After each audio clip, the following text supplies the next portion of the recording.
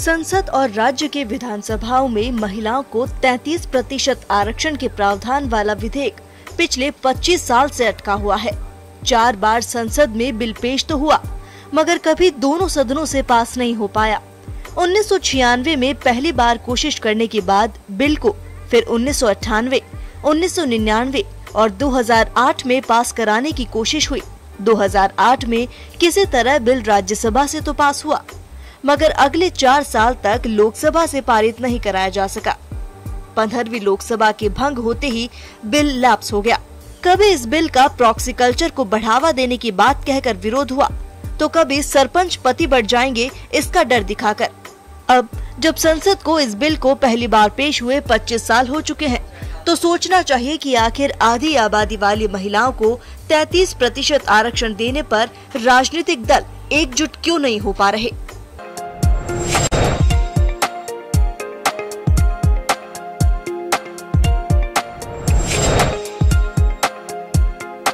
संसद के भीतर महिलाओं के प्रतिनिधित्व की बात करें तो 193 देशों की सूची में भारत 148वें स्थान पर है। एक रिसर्च के अनुसार लोकसभा में इस समय 78 महिला सांसद हैं। ये सदन के इतिहास में अब तक सबसे ज्यादा हैं। पहली लोकसभा में केवल 24 महिला सदस्य थीं।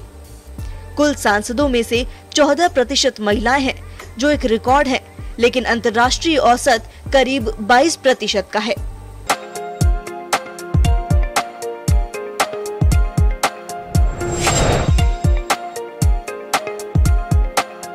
भारतीय राजनीति में आजादी के इतने सालों बाद भी महिलाओं की भागीदारी कम है। वास्तव में भारत की आधी आबादी का एक बहुत बड़ा भाग अभी भी अपने मूलभूत अधिकारों से वंचित है। आज जरूरत इस बात की है कि उन्हें विकास की मुख्य धारा से जोड़ा जाए। भारत की राजनीति में महिलाओं की भागीदारी कम होने के पीछे प्रमुख कारण अब तक समाज में प्रतिसत्तात्मक ढांचे का मौजूद होना है। ऐसे में अनिवार्य हो जाता है कि चुनाव के विभिन्न स्तर पर महिलाओं की भागीदारी का विश्लेषण किया जाए, ताकि ये पता लगाया जा सके कि स्वतंत्रता के 6 दशक बाद भी इतनी असमानता क्यों है, क्यों आज भी महिलाएं समाज की मुख्य धारा से वंचित हैं, क्यों महिला आरक्षण विधेयक अभी तक पारित नहीं हुआ। इस बात को समझना भी जरूरी है कि पुरुषों और महिलाओं की समान भागीदारी न केवल न्याय और लोकतंत्र के लिए अहम है, बल्कि सुव्यवस्थित मानव अस्तित्व के लिए भी अनिवार्य है। ब्यूरो रिपोर्ट, जन टीवी।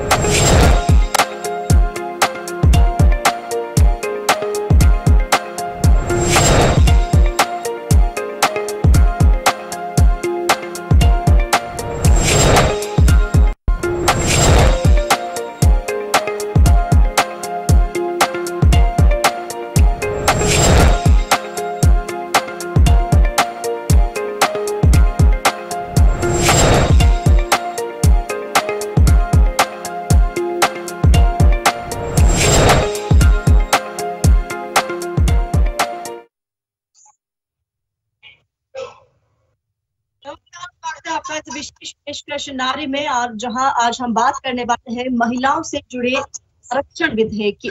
राजनीति में महिलाओं को कितना आरक्षण किया गया है और क्यों ये विधेयक पिछले 25 सालों से अटका हुआ है। संसद में जहां बात करें महिलाओं की, तो सांसद है, और हमेशा से जहां बात की जाती है कि महिला और पुरुषों के समान इन्हें अधिकार दिए जाए, तो उसी कड़ी में एक बड़ा मुद्दा आरक्षण 33% आरक्षण की मांग रही है। और पंचायती राज की बात करें तो कई राज्यों में ये हो चुका है कि 50% महिलाओं को भी आरक्षण दिया जा चुका है।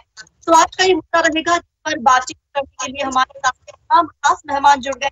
हमारे अनिता भदेल बीजेपी नेता जुड़ गई हैं और साथ जुड़ गई है कांग्रेस नेता, और डॉक्टर जी वरिष्ठ पत्रकार हमारे साथ जुड़ गई है। तमाम मेहमानों का स्वागत है विशेष में, क्योंकि आज हम बात करने वाले हैं महिलाओं से जुड़े आरक्षण। सबसे पहले अनिता भदेल जी से मैं जानना चाहूंगी कि महत्वपूर्ण आप इस विधेयक को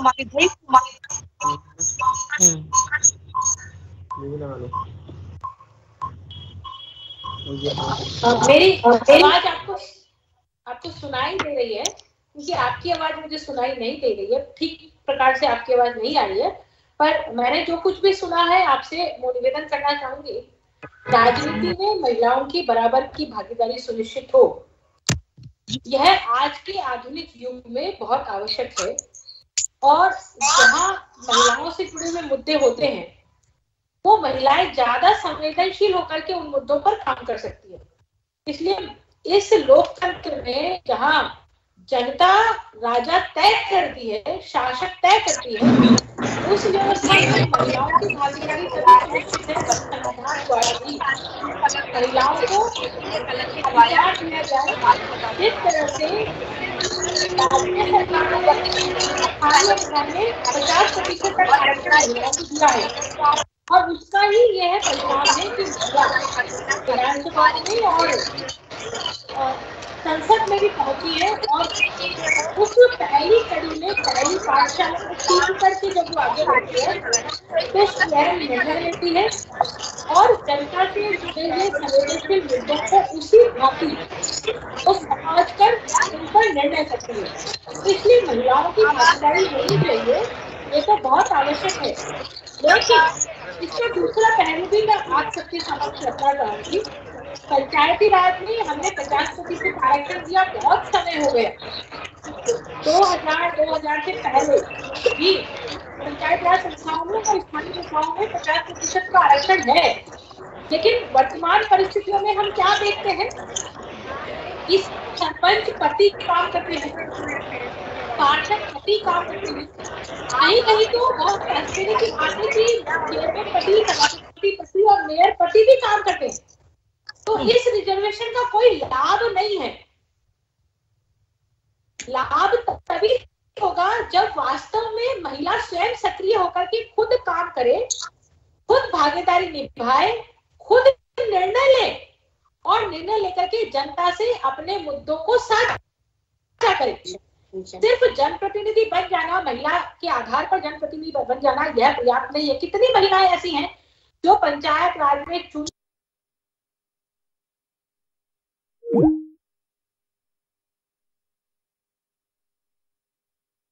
निर्णय के आधार पर, अपने व्यक्तित्व के आधार पर, वो ऐसी कितनी महिलाएं हैं? वो संख्या बहुत कम है। इक्का दुक्का हम टिप्स पर गिन सकते हैं उनको। मैं तो बहुत बड़ा अजीब लगता है मुझे जब ये सब कुछ चीजें देखती हूँ। तो इसलिए रिजर्वेशन हो, आरक्षण हो, लेकिन आरक्षण के नाम पर फिर पुनः पुरुष ही उसका भागीदार बने, उसके भाग्य का भागीदार बने, ऐसा नहीं होना चाहिए।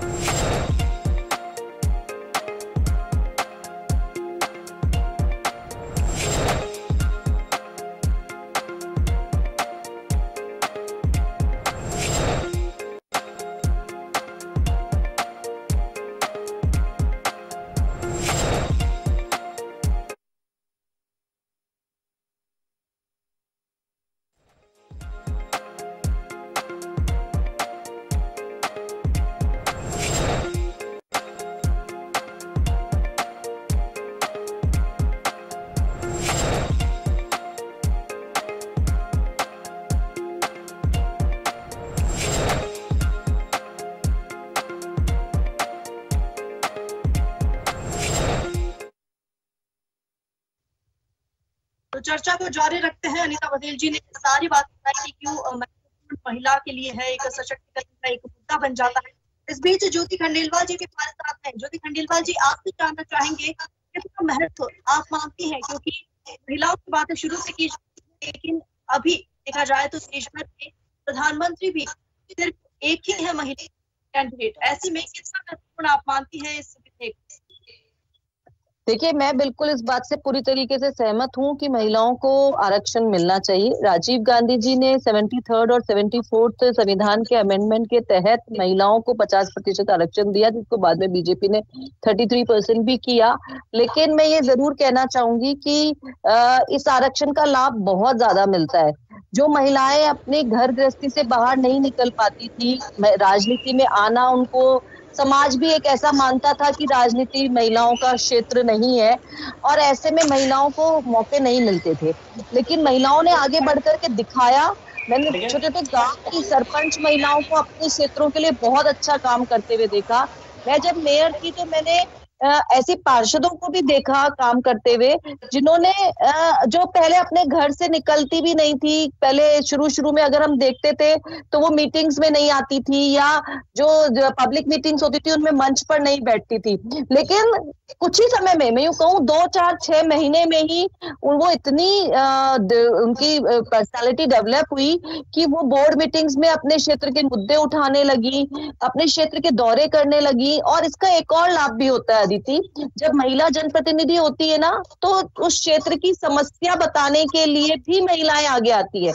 कई बार पुरुष जनप्रतिनिधि के पास वो महिलाएं जाती नहीं है। जैसे कोई शराब की दुकान खुल गई या कहीं लाइट नहीं जल रही, उससे उन महिलाओं को परेशानी होती है, तो पुरुष प्रतिनिधि के पास तो वो जाती ही नहीं है। लेकिन उनको लगता है कि नहीं, हमारी प्रतिनिधि महिला है तो हम अपनी ये समस्याएं उन तक लेकर के जा सकते हैं। तो महिलाओं में अपनी समस्याओं के प्रति जागरूकता आती है, वो अपनी आवाज उठाने लगती है और अपनी आवाज उठा करके वो जनप्रतिनिधि तक पहुंचती है। तो केवल एक जो महिला जो जनप्रतिनिधि बनती है उसी का ही लाभ नहीं होता है, उस क्षेत्र की और महिलाओं को भी जागरूकता होने में बहुत ज्यादा सहायता मिलती है। जहां तक ये प्रश्न जो अनीता जी ने उठाया कि सरपंच पति काम करते हैं या ये काम करते हैं, मैं ये मानती हूँ, ये देखिए मैंने पुरुष जनप्रतिनिधि भी देखे हैं। सारे के सारे पुरुष जनप्रतिनिधि एक्टिव नहीं होते हैं, कुछ घर बैठे रहते हैं, कुछ के पीएज ही काम करते हैं, कुछ अपने पुत्रों के साथ काम करते हुए नजर आते हैं। तो ये तो एक व्यक्तिगत बात हो सकती है कि कौन महिला काम करना चाहती है, कौन नहीं चाहती। अदिति, मैं एक चीज और कहना चाहूंगी, लेकिन देखो आप जब हम यूं कहें शहरी सरकार में और गांव की सरकार में महिलाओं को प्रतिनिधि मिला तो वो आगे बढ़ी। लेकिन यही प्रतिनिधित्व अगर आगे विधानसभा में और संसद में भी मिलता तो महिलाओं को वहां पे, क्योंकि आपने अभी ये तो बात उठी कि कितनी महिलाएं आगे बढ़ पाती है, लेकिन आपने ये भी तो देखा होगा कि कितनी सशक्त महिलाओं ने, जिन्होंने सरपंच के रूप में अच्छा काम किया, उनको आगे मौका ही नहीं मिला कि वो एमएलए का चुनाव लड़ सके, उनको मौका ही नहीं मिला संसद का चुनाव लड़ सके, सिर्फ इस वजह से कि लगता था कि महिलाएं चुनाव नहीं लड़ पाएगी। ये बात बहुत आसानी से कह दी जाती है। तो विधानसभा में और संसद में भी 33% आरक्षण का विधेयक माननीय सोनिया गांधी जी लेकर के आई थी। उस समय उस विधेयक को लोकसभा में पास हो जाना चाहिए था, लेकिन मैं कहना चाहूंगी नहीं हुआ। ये हमारे लिए बहुत अनफॉर्चुनेट है। लेकिन आज भी अगर चाहती है बीजेपी तो देखिए कदम सोच समझ के और यूं दृढ़ निश्चय के साथ आगे बढ़ाने चाहिए। केवल बातें कर देने से काम नहीं होता है। विधेयक बनकर के आएगा, संसद में पास होगा तो उसका लाभ निश्चित रूप से मिलेगा।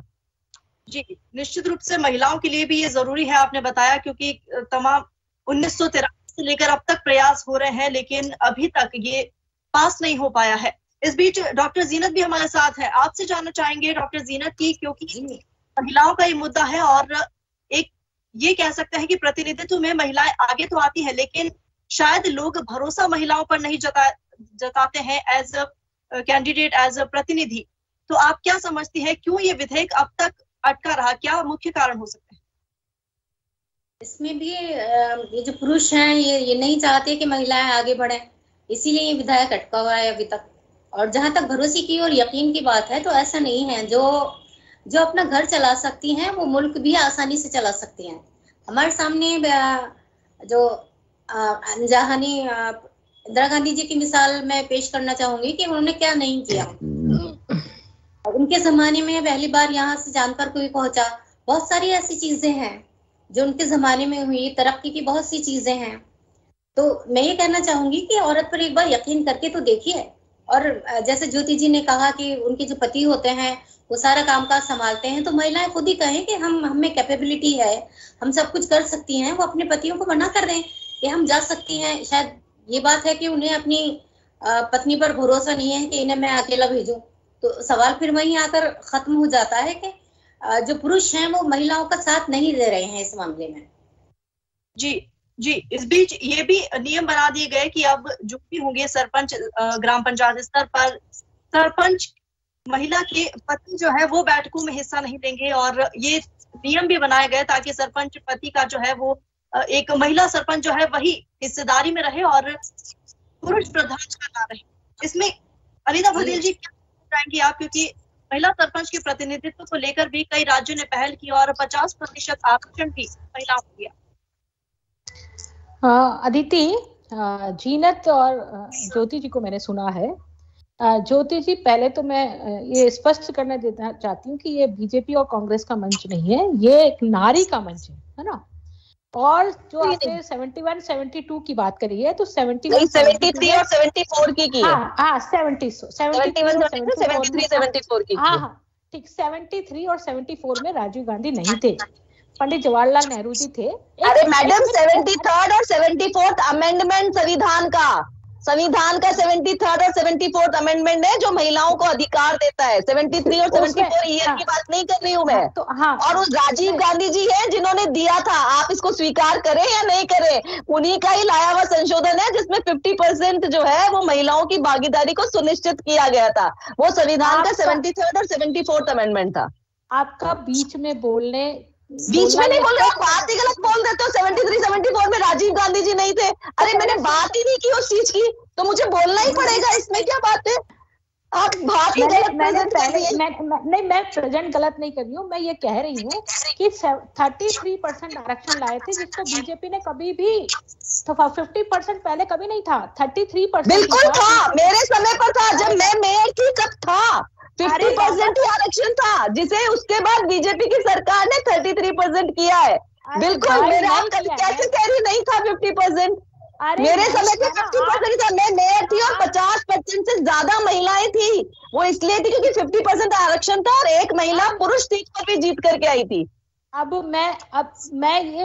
हम यदि यही इसी मंच से झगड़ेंगे तो फिर वास्तव में लोग कहेंगे कि महिलाएं जनप्रतिनिधि नहीं बन सकती हैं, क्योंकि वो इसी तरह से झगड़ती हैं। फैक्ट तो सही रखने पड़ेंगे अनीता जी। मैं सही फैक्ट की बात कर रही हूँ। जब आप मेयर बनी थी तब कांग्रेस का गवर्नमेंट था और उसके पहले बीजेपी का गवर्नमेंट था। और उस समय वसुंधरा जी ने, आप इतिहास उठा के देखेंगे, अदिति भी इतिहास उठा के देखेगी, हम चारों जो इस मंच से जुड़े वो सब इतिहास उठा के देखेंगे। 2003 में जब वसुंधरा जी मुख्यमंत्री बने तब उन्होंने ये 50% अमेंडमेंट किया था। आप 2003 के बाद में मेयर बनी है, उसमें 50%। हाँ, नहीं, मुझे आप पर हंसी आ रही है, आपकी नॉलेज पर हंसी आ रही है कि आपकी नॉलेज में सिर्फ संविधान में संशोधन मुख्यमंत्री नहीं करते हैं, संविधान में संशोधन मुख्यमंत्री नहीं करते हैं, संविधान में संशोधन केंद्र सरकार के माध्यम से होता है। और संविधान में संशोधन 73rd और 74th अमेंडमेंट के माध्यम से हुआ है। आप राजनीतिक लेकर के जा रही हैं, आप सही बात लेके जाएंगी, बहुत अच्छा लगेगा। मैं भी सही बात बताना चाह रही हूँ आपको। मैं सही बात, 33% रिजर्वेशन था, उसको वसुंधरा जी ने 50% किया। और आप उठा के देखिए, राज्य का बिल उठा करके देखिए, और ये बिल जो संविधान संशोधन ने 73 और 74 उसको उठा करके देखिए, उसमें राज्यों को 2003 में महिलाओं को वसुंधरा जी नहीं थी, सीएम अशोक गहलोत जी थे। वसुंधरा जी 2003 में मुख्यमंत्री बन चुकी थी, दिसंबर 2003 में बनी थी मुख्यमंत्री जी। नहीं, उस समय अशोक गहलोत जी बने थे, उस समय वसुंधरा जी नहीं, उसके बाद उस समय जो बने थे उसकी 2009 में बने तब हुआ। अरे 2003 में वसुंधरा जी बनी, 2008 तक मुख्यमंत्री, तब 50% ही था मैडम, तब 50% ही था। मैं भी यही बोल रही हूँ, तो केंद्र से था 50%, जिसे 2014 में 2013 में जब बीजेपी गवर्नमेंट आई उसने 33% किया। और आज आरक्षण 33% है कि नहीं है, इसमें क्या बात है, देखने वाली बात है। आप यदि बोलना देना चाहेंगे तो बोलेंगे, नहीं तो मैं कट ऑफ हो जाऊंगी, क्योंकि इस तरह से हो जाएंगे तो बात तो फैक्ट तो सही रखने पड़ेंगे। आप मुझे क्या धमकी दे रही है, आप अदिति से बात करिए। आप अगर फैक्ट को सही नहीं रखेंगे तो कैसे सर सुना जा सकता है। जो भी चीजें हैं किसने कितना आरक्षण दिया वो भी मुद्दा एक अलग है, लेकिन फिलहाल मुद्दा ये है कि आज वर्तमान में अभी महिला विधेयक, जो ये आरक्षण विधेयक है, इसकी कितनी जरूरत है और क्यों ये पिछले 25 सालों से अटका हुआ है। अनिता जी इस बीच बात भी करेंगे। जीनत जी, आपने पूरी बात सुनी, किस तरह से ये जो बातें चल रही हैं कि कांग्रेस और बीजेपी का मुद्दा हम इसे बनाना नहीं चाहते क्योंकि मुद्दा अभी महिलाओं सशक्तिकरण से जुड़ा है। क्या समझते हैं आप कि महिलाओं को राजनीति में आगे लाने के लिए और क्या प्रयास किए जा सकते हैं इस विधेयक को साथ लेकर भी, और यदि ये विधेयक किन्हीं कारणों से अटका हुआ था तो और क्या प्रयास हो सकते हैं महिलाओं के लिए? ये आप सही कह रही हैं कि पार्टियों का मुद्दा नहीं है, ये एक समाजी मुद्दा है। और जब तक हम सब मिलकर ये कोशिश नहीं करेंगे कि महिलाओं को आगे लाएं, और खासकर जो घर के पुरुष हैं वो ये बात सोचें कि महिलाएं अच्छी तरह घर संभाल सकती हैं, तो वो मुल्क भी बहुत अच्छी तरह संभाल सकती हैं। इसमें कोई दो राय नहीं है कि महिलाएं, आज तक आप देख लीजिए, तारीख उठाकर, हिस्ट्री उठाकर देख लीजिए कि महिलाएं जहां जहां भी रही हैं, हुकूमत में रही हैं, वहां अच्छे काम हुए हैं। तो मेरा कहना ये है कि एक बार उन पर भरोसा करके देखिए, और सियासत में आना तो महिलाओं का बेहद जरूरी है, क्योंकि महिलाएं जो हैं वो ना अपने घर में सेफ हैं ना बाजार में सेफ हैं। मैं आपको दिल्ली में अभी जो एक वाकया हुआ था, सफिया के साथ रेप हुआ था, जो पुलिस में थी। आप सोचिए कि एक मुस्लिम फैमिली से निकलकर उसने पुलिस में दाखिला लिया, अच्छी जॉब कर रही थी, लेकिन सारे लोगों को डराने के लिए ये कि महिलाएं घर में रहें, कुछ लोगों ने उनके साथ बिल्कुल दर्दनाक रैप किया और उनकी हत्या कर दी। तो इसलिए बेहद जरूरी है कि महिलाओं को आरक्षण दिया जाए, उन्हें सियासत में आगे रखा जाए, उन्हें छोटे से लेकर हर बड़ा किरदार दिया जाए, ताकि हमारे मुल्क की जो हालत है ना वो सुधर सके। और आपने देखा होगा कि महिलाएं मर्दों से ज्यादा सेंसिटिव होती हैं, वो जो भी शिकायतें होती हैं बहुत अच्छी तरह सुनती हैं, वो टालती नहीं है इस बात को। जी, तो ये साफ है कि महिलाओं के आने से महिलाओं के मुद्दे हैं वो भी प्रभावी होंगे, और आरक्षण विधेयक में महिलाओं का प्रतिनिधित्व अगर आगे बढ़ता है तो महिलाओं के मुद्दों को संबोधन भी कहीं ना कहीं एक अच्छे स्तर पर निकल सकता है। जी, ज्योति जी आपसे जानना चाहूंगी, क्योंकि तर्क ये भी दिया जाता है कि महिला आरक्षण विधेयक यदि इसे प्रतिशत में ज्यादा कर दिया जाता है तो राजनीति के आपराधिक और आंतरिक पार्टी लोकतंत्र से ध्यान भटका देती है। क्या आप समझती हैं ये तर्क है? देखिए, मैं कहना चाहूंगी, जहां तक आप अदिति आरक्षण विधेयक की बात कर रही हैं, महिला आरक्षण विधेयक 33% जो लोकसभा में पेंडिंग भी चल रहा है, हम मानते हैं कि उस विधेयक को शीघ्र आना चाहिए।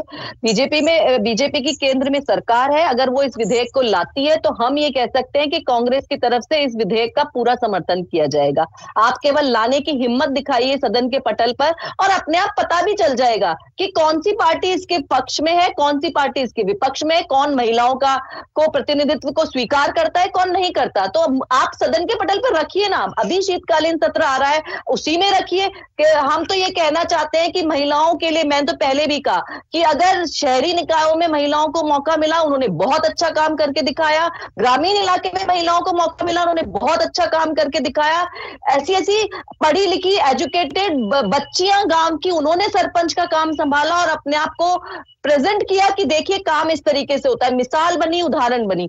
अगर इसी विधेयक को अगर आगे बढ़ाया जाएगा विधानसभा में और संसद में, तो निश्चित रूप से उसका लाभ होगा कि वही जो अपने ग्रामीण स्तर पे इतना अच्छा काम करती हुई आ रही है, उन्हें आगे भी बढ़ने का मौका मिलेगा। जहां तक पार्टी में आंतरिक रूप से बात है कि महिलाओं को कैसे आगे बढ़ाया जाए, या महिलाओं को, तो आपने अभी भी देखा प्रियंका गांधी जी ने 40% टिकट देने की बात जो है वो की है, और इस बात को लेकर के दूसरी पार्टियों पर भी दबाव बनाए, क्योंकि देखिए आधी आबादी है आज महिला। हम बोलते हैं हर व्यक्ति के पास एक वोट का अधिकार है, महिला के पास भी एक वोट का अधिकार है, वो वोटर है, वो जानती है। तो इसलिए और पार्टी पे भी दबाव बना कि वो अधिक से अधिक संख्या में महिलाओं को टिकट्स दे। जी, समय का अभाव है, लेकिन ये जहां तक आपने कहा है कि सरपंच होकर एक ग्रामीण स्तर से महिलाएं आगे आती हैं और उन्हें मौका नहीं मिल पाता है। इस बीच अनीता पटेल जी से मैं बात करना चाहूंगी। अनीता जी, तर्क ये भी दिया जा रहा है कि यदि महिला उम्मीदवार जुड़ जाती हैं तो मतदाताओं को अपनी पसंद का उम्मीदवार चुनने के लिए प्रतिबंधित हो जाना होता है।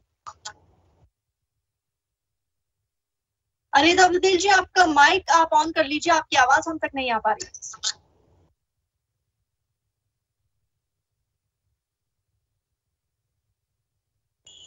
जी हेलो, मेरी आवाज आ रही है?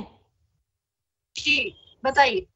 अदिति, मैं आपको इतना बोलना चाहूंगी कि पूरा इतिहास है 70 सालों का, है ना? और ये इतिहास सब लोग जानते हैं। महिला जनप्रतिनिधि आगे आए तो निश्चित रूप से वो अपनी क्षमता के आधार पर बहुत अच्छा प्रदर्शन करती हैं। पहली बार केंद्र सरकार में माननीय नरेंद्र मोदी जी ने 28 महिलाओं को मंत्री बनाया, पहली बार, है ना? पहली बार रक्षा और फाइनेंस जैसी मिनिस्ट्री जो है वो महिलाओं को मिली। इससे पहले इतिहास में कभी नहीं हुआ। और तो और अभी हम राज्य सरकार का मंत्रिमंडल देख लें और इससे पहले कि वसुंधरा जी के मंत्रिमंडल को उठा करके देख लें तो अभी हंसने वाली बात नहीं है। मैंने आपको बहुत ध्यान से सुना है ना। अरे प्रधानमंत्री जी कांग्रेस की महिला थी। ठीक है, हाँ, प्रधानमंत्री कांग्रेस की महिला थी। वो गांधी परिवार से थी ना, इसलिए किसी और महिला को बना कर तो समझ में आ जाएगा।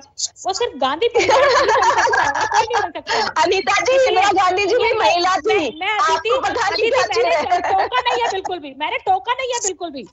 ये शिष्टाचार नहीं है, ये शिष्टाचार नहीं है। मैंने बिल्कुल नहीं टोका बोलते समय। सारे व्यूअर्स सुन रहे हैं, परंतु आपको जैसे ही बीजेपी की बात आती है तो आपको बहुत अच्छा नहीं लगता, परंतु जब आप बात करती है तो हम सब सुनते हैं ना। मैंने तो कुछ बोला ही नहीं, मैं तो मुस्कुराई थी। आपको मेरी मुस्कुराहट में तकलीफ हो गई। बोला है वो तो देख रहे हैं। अब सामने के सामने झूठ बोलेंगे। जीनत जी सुन रही हैं तो मैं फिलहाल यहीं पर ब्रेक लेंगे और आप सभी का बहुत बहुत धन्यवाद इस विशेष पेशकश से जुड़ने का, क्योंकि ये मुद्दा काफी लंबा चौड़ा है। विस्तृत जानकारी के साथ हम लोग इसे और चर्चा कर सकते हैं, लेकिन फिलहाल समय का अभाव है। बहरहाल धन्यवाद तमाम मेहमानों का हमारे साथ जुड़ने के लिए। नारी की इस विशेष पेशकश में बात आज आरक्षण, महिला आरक्षण विधेयक की हुई है, जहां ये कहा गया कि महिलाओं को मौका नहीं मिल पा रहा है प्रतिनिधित्व करने का, वरना वो अभी जैसे ग्रामीण स्तर पर है वे आगे जाकर एक बहुत अच्छा प्रतिनिधित्व कर सकती है। नारी से जुड़े मुद्दों के लिए भी हम हर शनिवार शाम 6 बजे आपके सामने फिर हाजिर होंगे तमाम मुद्दों के लिए और नए मेहमानों के साथ। फिलहाल इस विशेष पेशकश में मुझे दीजिए इजाजत। नमस्कार।